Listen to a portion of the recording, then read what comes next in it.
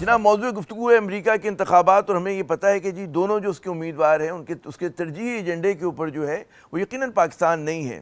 لیکن ظاہر ہے کہ اگر ان میں سے کوئی بھی کینڈیڈیٹ جو جیتتا ہے کچھ نہ کچھ تو ظاہر ہے کہ پاکستان پہ اثر پڑ رہا ہوگا، اس کی پالیسیز کے اوپر پڑ رہا ہوگا، کیونکہ امریکہ جو ہے کم از کم پاکستان کے لیے بہت اہم ریاست ہے.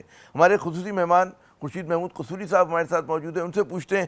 قصوری صاحب، یقیناً ترجیحی ایجنڈے پہ تو ہم لوگ نہیں ہیں، لیکن پھر بھی آپ کے خیال میں کون سا امیدوار نسبتاً بہتر ثابت ہو سکتا ہے پاکستان کے لیے، ٹرمپ یا کیملا؟ دیکھیں، میری تو شروع سے یہ ہے تھیسس ہے کہ فورن پالیسی کی جو کامیابی ہے وہ ملک کے جو اندرونی حالات، معاشی حالات، پولیٹیکل سٹیبلٹی اس پہ بیسڈ ہے. میں تو بلیو ہی نہیں کرتا کہ کوئی فورن پاور پاکستان کو اس طرح انفلوئنس کر سکتی ہے. اور میں اس وقت فورن منسٹر تھا جب امریکہ بہت قریب تھا، ہمارا اسٹریٹجک ایلائی تھا. اس وقت بھی ہم نے امریکہ کی بات نہیں مانی اسرائیل جب وہ حملہ کر رہا تھا عراق پہ. اس لیے کوئی نہ تو امریکہ اس طرح پاکستان کی پالیسی ڈٹرمن کر سکتا ہے اور نہ اتنا اثر اب امریکہ کا پاکستان میں ہے. ہاں، پاکستان کے لیے بہت اہم ہے کیونکہ جو ہماری ایکسپورٹس ہیں 20% جو ہیں $8 بلین کے قریب کم سے کم، وہ بلکہ 20% سے زیادہ وہ جا رہی ہیں امریکہ جاتی ہیں، ویسٹرن یورپ بہت زیادہ جا رہی ہیں جن کا امریکہ سے کلوز کنیکشن ہے. پریزیڈنٹ ٹرمپ اگر جیتتے ہیں تو ان کی جو پالیسیز ہوں گی، کیونکہ جو ان کی نعرہ ہے میک امریکہ گریٹ اگین، وہ مینوفیکچرنگ کو واپس لے کے آنا چاہتے ہیں امریکہ میں.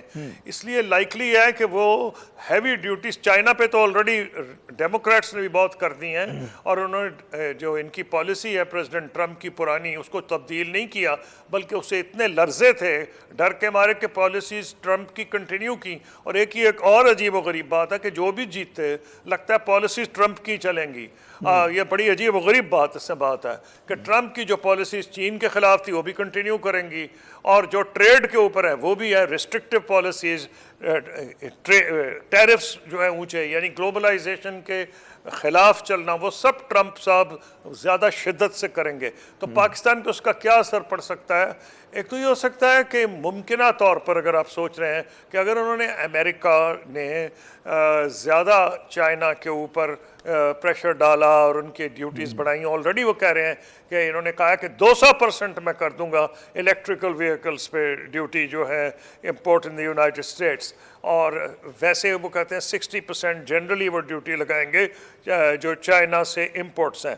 تو اس میں یہ ہے کہ اگر پاکستان کچھ اپنے حالات بہتر کر لے تو یہ بالکل پاسبلٹی ہے کہ کچھ امریکن جو چائنیز مینوفیکچرنگ ہے وہ پہلے تو ویٹنام گئی تھی، کمبوڈیا اور لاؤس گئی تھی، وہ ہو سکتا بنگلہ دیش بھی کچھ جانے کا سوچ رہے تھے، انڈیا بھی. پاکستان شاید اس لیے آ جائیں کہ پاکستان کے امریکہ سے نسبتاً تعلقات بہتر ہیں اور چائنا سے بھی بہتر ہیں. یہ ایک آف ہینڈ چانس ہے، مجھے نہیں پتا کہ کتنا لوگ اس خدشے کا بھی اظہار کر رہے ہیں. آپ نے بالکل عام نقطہ اٹھایا، لوگ اس خدشے کا بھی اظہار کر رہے ہیں کہ اگر سلیب کرتے ہیں، ڈیوٹیز بڑھاتے ہیں، تو وہ پاکستان کی ٹیکسٹائل بھی اس سے متاثر ہو سکتی ہیں، کہ جو ارادہ ہے ٹرمپ صاحب کا کہ جی میں مطلب 10% تو لگاؤں گا کم از کم. تو یہ خدشہ تو اپنی جگہ ہے، لیکن پاکستان ہو سکتا ہے اس کی وجہ جی بالکل پاسبل ہے. اس کی وجہ ہے کہ ان کی کچھ پریفرنشل ٹیرفز ہیں سینٹرل امریکن سٹیٹس کے ساتھ، گوٹامالا، ہنڈورس اور ایسے جو ممالک ہیں.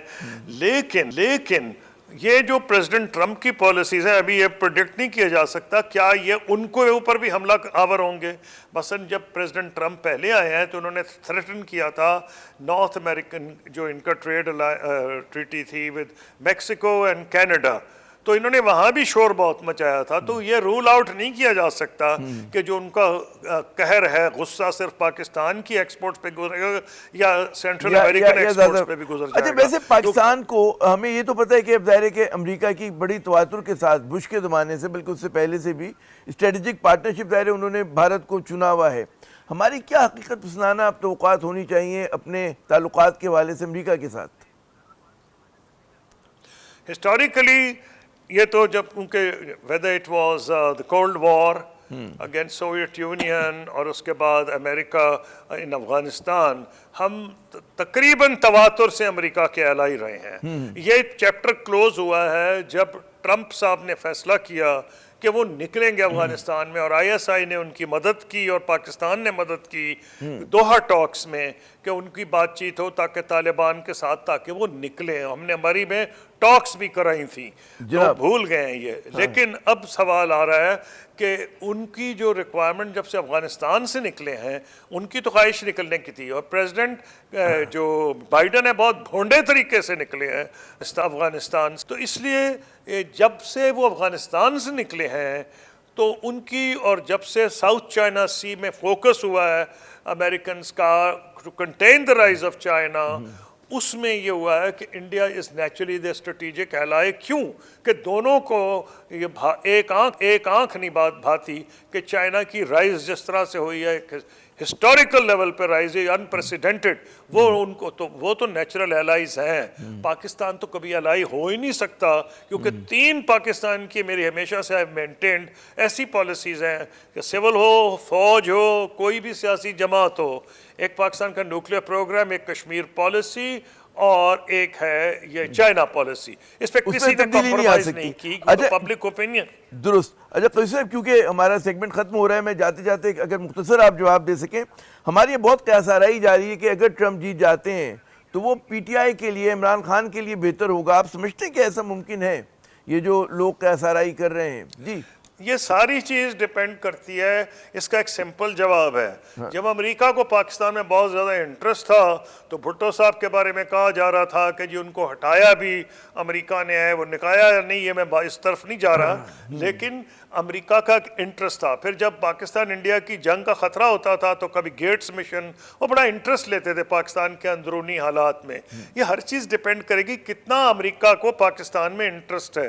سرے دست مجھے ان کا انٹرسٹ لمیٹڈ آ رہا ہے ٹو ٹیررزم اینڈ سیکورٹی. اس کے اندر جو نیچرل ایلائز بنتے ہیں وہ پینٹاگون اور جی ایچ کیو ہیں. بہت بہت شکریہ قصوری صاحب، آپ نے اپنا قیمتی وقت دیا. کہ امریکہ کے ساتھ جو اس وقت مفاد ہیں وہ بڑے محدود ہوئے ہیں، لیکن ظاہر ہے کہ مفادات بدلتے ہوئے دیر نہیں لگتی، ترجیحات بدلتے ہوئے دیر نہیں لگتی. یہاں پہ وقفہ لیتے ہیں، وقفے کے بعد ہم جب دوبارہ حاضر ہوں گے تو کچھ بات کریں گے.